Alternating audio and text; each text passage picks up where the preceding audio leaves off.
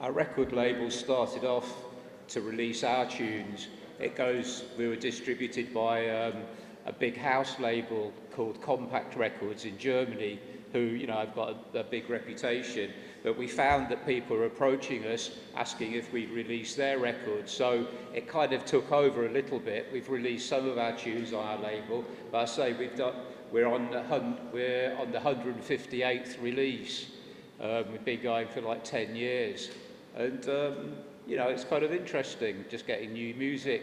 Probably get like 20 demos a day from people wanting to release. Yeah. So, you know, it can be for our music as well. Sometimes it's kind of nice to put our music out on different labels, because then it's being released by somebody with a different perspective, a different A&R kind of mentality, because it's kind of weird releasing your own records with only your overview of it. Izdavačke kuće koje imamo je prvenstveno namenjene za naše izdanje, za našu muziku, međutim sve više ljudi nam se javlja i što se dešava da na dnevnom nivou dobimo po 20 demo numera ljudi koji žele da objavi naša izdavačka kuća. Distribuciju obavljamo preko izdavačke kuće iz Nemačke, ali istovremeno mi želimo i da našu muziku povremeno prosadimo i drugim izdavačima, zato što će drugi izdavači imati drugačiji pristup u promociji onoga što se radi. Tako da, veoma je zanimljivo ono što sa time se sada suočavaju. U posljednjih 10 godina objavili su, kao što sam rekao, dakle 158 numera. This is, I think, the third record label we've started. We started one in 1986, I think it was, called G Street Records, which was a hip-hop label. And, you know, there was acts like the Jungle Brothers, Queen Latifah, Richie Rich, etc., etc. Then we had our own label called Natural Response. We signed people like Finley Quay. I think Jurassic 5, we signed their publishing. So, you know, it's kind of been a journey. I think this one is the one where we feel most in control of it. And, you know, our roots were from the hip-hop and, like, club kind of scene. So, you know, house music was a kind of big part of that. And, you know, that's kind of, Afro House is a very loose kind of title for house music. So it's possible for a lot of experimental type music to be put out within that kind of general genre. Ovo je zapravo treći izdavačka kuća koju smo pokrenuli. Smo počeli sa tim još negde 86. godine, ako sam ne dobro zapratio godinu, i tada je neko, između ostalih pomnicnika, bilo i Queen Latifah, koja je sarađivala sa nama. Kasnije smo 90. otvorili novu izdavačku kuću, ali čitav taj pokret oko hip-hopa je upravo podrazumevao da mi možemo da isprobavamo nove stvari i da eksperimentišemo. Sadašnji naziv je Afro House i upravo takav jedan naziv nam daje širinu da mi možemo da sarađujemo sa muzičarima koji nisu usko vezani svojim stilovima, već eksperimentišu i šire muziku. The issue now with releasing music is other streaming services at the moment, because streaming services are literally ruining the independent artists and artists in general. How do you feel about that, and how do you feel that independent musicians should fight for their rights in the present day industry? Do you want to answer this? I mean, I think there's room.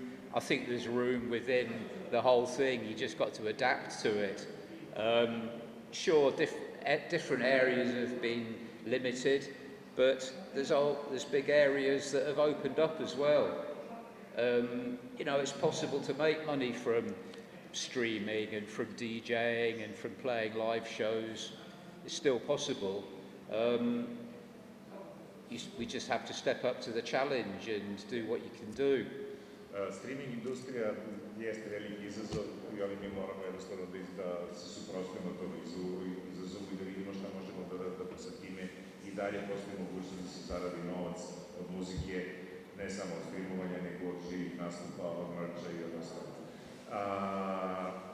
I will ask journalists to ask their questions. Is that okay with you? Dakle, da ja ne bih previše oduzimao vreme, ja molim novinare da se javljaju sa svoje pitanjima, izvolite.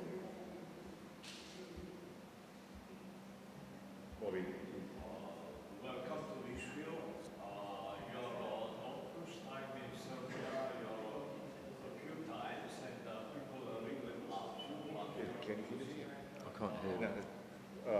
okay, daj mi na srpskom, He said, welcome to Niš. It's not your first time. You've played here quite a lot and people really love you. Tako da ne može lepo da čuje. Možete postaviti pitanje na srpskom, ja ću prevesti da bi on mogao da čuje. I just said that you can't hear it, so that let him ask in Serbian and I'll translate to you so that you can answer. Thanks.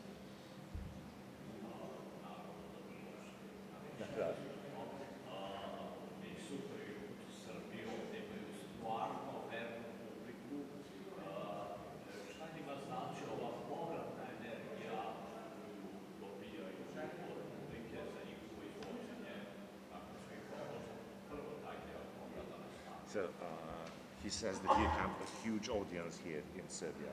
So there are a lot of fans of your music.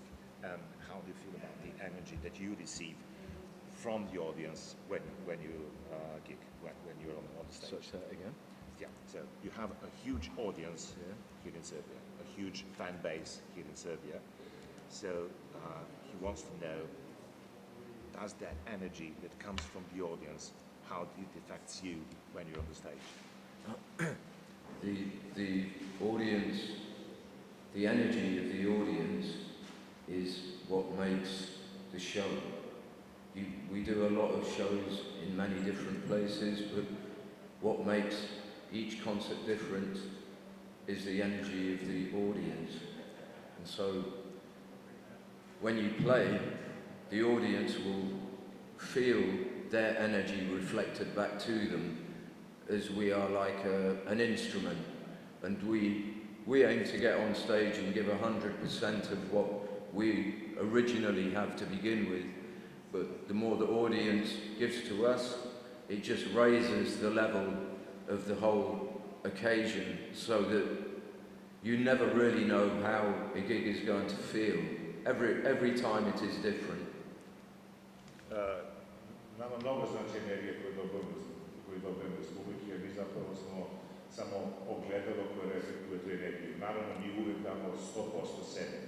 Međutim, ukoliko energija od publike ne dolazi nazad, mi ne možemo da je vratimo. I upravo je ta veza veoma bitna. Što više energije stiže od publike na naših 100%, mi ćemo vratiti još mnogo više i još mnogo više. I think one of the first gigs we did over here was in a sports hall. I remember, was it 1990? Something, yeah. It was like, the energy at that was incredible. It was like, I think there was 6,000 people packed in a room that was only meant to fill 3,000. So it was like the energy and the electricity there was incredible. It was memorable for us, I think, as the audience. And I think from that point on, we felt like there was a real, like, you know, we had a love for playing here, and we always felt the love coming back every time we played here, because it was such an exciting moment. I think it was when there'd been a lack of bands touring for quite some time over there, so it was like a little, you know, it felt really special. Prvi nastup koji su imali u Srbiji je bio 92. godine, nastupali su, ja mislim, sjećate koncert je bilo u Pinkiju u Zemunu, koji je projektovan za 5.000 ljudi, a u prvi bilo 6.000 prodnih karata, tako da je bilo prepuno. To je bio onaj period, koga se mi stariji dobro sjećamo, period sankcije, kada su imali veoma mali broj muzičara iz inostranstva i to što su oni tada došli značilo publici ovde mnogo i oni su to upravo tada posjetili su tu emociju i vratili je nazad. I otprilike još tada se uspostavila ta veza između publike u Srbiji i STV-MCs i oni zato se ovde vraćaju s velikim zadovoljstvom. To sam ja htio da pitam otprilike, s obzirom da su svirali u Srbiji ranije za Roga, pitanje, imaju oni tu povratnu informaciju koliko su ti albumi iz 90-ih koji su bile vrlo teške za Srbiju, značili mladim ljudima i to su praktično ploče koje su se nažurkali od početka do kraja. To se ne dešava baš često. So the question is here, in the 90s, Serbia was under sanctions and from the international community because of the war in former Yugoslavia and so on. And your record at the 1992, when it was released, it was like something that meant to the young generation at that time a lot, because that was like CD that you could play from the beginning to the end. Did you have that knowledge of? Did you have the knowledge of that? And did you know that what you? And do you know what your music meant to that generation in Serbia in the 90s who was isolated from the rest of the world at the moment? Did you understand that, Rob? Yeah, I think so, yeah. Yeah, here's the mic. You want me something to repeat? You want me to You're repeat asking it? if If you're aware of what aware of how the younger generation felt it with about your music, and that you came there that at 1992, because your music at the time was like sort of beacon of freedom for the generation of youth in Serbia at the time. Yeah. Here, Nick. Oh, you do. Go for it, Rob. I think the feeling you get when you play, I mean, in all honesty, when we're out on the road, I think of very little at all, except I just focus on getting to the stage, and my whole day revolves around the stage time. So nothing else really comes into my mind. I don't even think about where it is I'm playing. I just aim to get there and just be in the right place when you stand in front of the mic.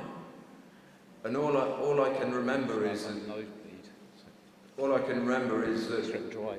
there was a feeling that was different from the people in the crowd, and there was a feeling, like I say, it's just a feeling, you know, it's just a feeling that you get. And it was just raw energy. And you play a lot of places, and you have to work really hard to get a crowd going.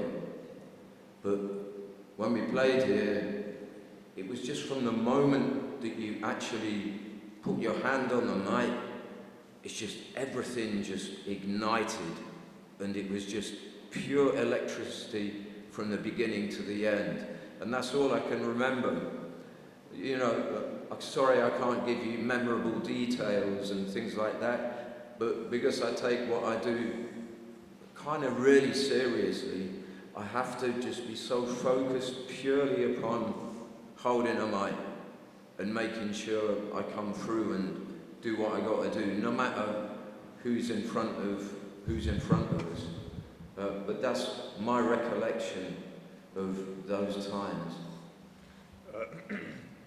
Ja imam po znacima navoda taj problem da kada bilo gde da nastupamo, ja sam jednostavno samo fokusiran na taj nastup. Dakle, od kada ustanem do trenutka dok se ne pogledam na bilo jedino čemu zaista razmišljam taj nastup. Čak i ne razmišljam gde se u tom trenutku nalazim, jedino mi je bitno da kada krene svirka, da sve bude na svom mjestu, da ja budem u pravom trenutku na pravom mjestu. Međutim, za taj konkretan nastup za koji me pitate, mogu da kažem sljedeće. Vrlo često se dešava da je izuzetno teško pokrenuti publiku. Da nam je potrebno mnogo snage i mnogo energije da publika počne da se opušta i da krene da učestvuje u koncertu. Ono što je meni ostalo kao nezaboravno uspomena na taj koncert jeste do trenutka kada sam se uhvatio za mikrofon, da je situacija toliko bila puna pozitivne energije koja je bukvalno se vraćala nama na scenu. Žao mi je, dakle po njegovim rečima, što ja nisam u mogućnosti da kažem neki detalj koji je preciznije i jače uspomena. Sve ono što mogu da kažem jeste osjećanje koje sam ja tada imao, a to osjećanje je bilo upravo to, da se od trenutka da smo se popeli na scenu spojila neraskidiva veza. I to osjećanje ja i dan danas pamtim. And I think as far as the record, people identifying with that record, the Connected album, I think that was a feeling that we got everywhere from that record, but everybody felt it a different way for what they were feeling personally. And, you know, I guess that was what we were feeling. That's why the record came out like that. Somehow it was just synchronicity of that time, the time we were living in. you know, maybe there's another time now that it'd be great to make a record, but you can't make it to order, you know, because there's stuff going on now which would be good to, you know, to identify with and for everybody to really like get together and, you know, try and change stuff. You know, hopefully we contributed to some kind of therapy or a feeling that people were experiencing at the time when we put that record out. Because that's how we felt about it, the excitement of playing it. It felt like something changed. Kada je taj album u 92. godini, album o kojem pričamo, Connected, izašao, moguće da je reč bilo samo o trenutku vremenu, ali kao da se napravio određeni sinhronicitet između onoga što smo mi uradili i onoga što je publika očekivala. Publika je zaista drugačije doživljavala taj album od mesta do mesta u kojem smo mislirali, ali ne postoji nije postalo nijedno mesto gde nije došlo trenutne reakcije vezano za taj album, dakle, on je ostavio traga. Da li je to jednostavno bio pravi trenutak kada se sve to odigralo, da li su sada možda drugačije vremena, da li bi sada takav album drugačije prošao, i to ne možemo da znamo jer reč je o jednom trenutku vremena. Bobby, please. Na srpskom ja ću da. Njihove pesme su ostale himna 90-ih i oni su utisnuli vrlo snažan žig na celom toku prve polovine 90-ih.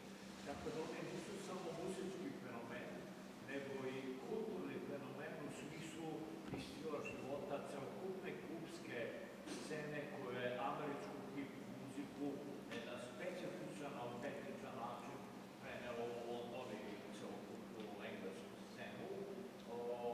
Tako da, šta im znači da budu deo tog klubskog movementa u tom trenutku, s tim što ima jedan get-back povratak da je njihova pesma prva britanska pesma koju u Americi bila na ritam i blues listama.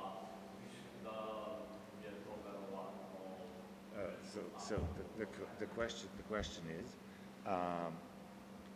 what your music and your appearance at the beginning of the 90s is not just a musical thing, it was also a cultural thing, because you were one of the first bands that adopted hip-hop culture that came from the States and adopted it in the UK, and basically one of the bands that made that new movement that came as hip-hop, British hip-hop answer towards the American. And also your song Connected was the first one that was charted on the US top list from that genre of music, from the hip-hop. So how do you feel about that, being not only the people who had made the musical impact, but also made the cultural impact on that era, on that period of time?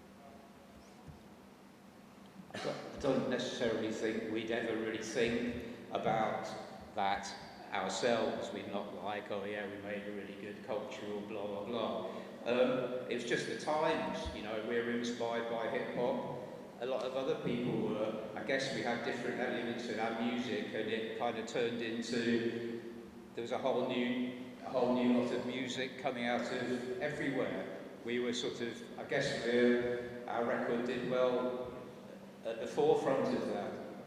But I don't think we were necessarily aware of anything like being there. You know, we don't really think about stuff like that. Nismo ni bili svesni toga u tom trenutku, niti razmišljamo o takvim stvarima. Jednostavno muzika dolaze sa svih strana i to je bila muzika koju smo mi slušali. Mi smo jednostavno samo je primenili na ono što volimo i na ono kako mi umemo to da radimo, kako da to tumačimo. I tada nismo razmišljali o tome, ni sad ne razmišljamo o tome, mi jednostavno radimo ono što volimo da radimo. You know, we were part of something, you know, like a wave of energy that was coming through in music. And we're a part, you know, you wouldn't have been there without the music that came before you. And you're inspired by so many different things and so many different things that are going on in life and in the world that's around you, that you're not really aware of anything. You just feel that you're lucky to be making the music that you're making, and sort of living in the time that you're living. And that's really what I think it is, as long as you're willing to just work hard and do your thing. You know, everything has its relevance and you're just part of it. You know, like a big tree, there's little stems and branches and leaves and, you know, you take your place. Mi smo bili deo pokreta, dakle nisu mi bili nikakav izuzetak sa te strane. Jednostavno uvek postoji muzika koja je dolazila pre toga i muzika koja dolazi iza toga. Uzmimo to kao jedno drvo gde ono ima svoj razvoj, ima svoju grožnju i ima svoje grane. I jednostavno vi postanete jedna grana celog drveta, dakle niko ne razmišlja o tome kao nekakvoj zasebnom entitetu, nego kao nastavku nečega, pri čemu to volite i uživate u tome ili ne. Another question? Yes, please. Isto ćemo, ako može srpski, da. Da. Oni su poznati unutar benda po zaista dugogodišnjoj saradnji, odnosno impresivni broj godina su zajedno. Znamo da postoje mnogi bendovi koji često mijenjaju članove, dolazi do sukoba, napuštanja benda i tako dalje. Koja je tajna njihove toliko dugogodišnje uspješne saradnje? Pretpostavljam da kod njih dolazi do različitih mišljenja, razilaženja nekih možda sukoba. Kako oni rješavaju konflikte i da li se možda nekada desilo da su se toliko oko nečega sukobljavali, odnosno imali različite mišljenja, da su možda pomišljali da odu od benda ili slično? So the question is, to summarize the question, a lot of bands split because of differences, inside differences or arguments or different perspectives about how the career should move, but you managed to be together for so many years. So how did you overcome all the issues that happened along the way through your career and that kept you going together? Maybe it's just because we've known each other since we were kids, and somehow that gave us a strong bond. You know, we've had our differences, we still do, but I guess ultimately the music pulls us together because we still love the music, and you know, varying what we do helps us both keep interested in what we're doing. And so we can carry on because, you know, we love playing live as well. And even if we're not kind of putting a record out, just playing live and performing all our tracks is still a kind of inspiring activity. Suštinski mi smo zajedno što smo bili klinci i to je, zajedno smo odrastali i to je glavni razlog što smo verovatno ostali svih ovih godina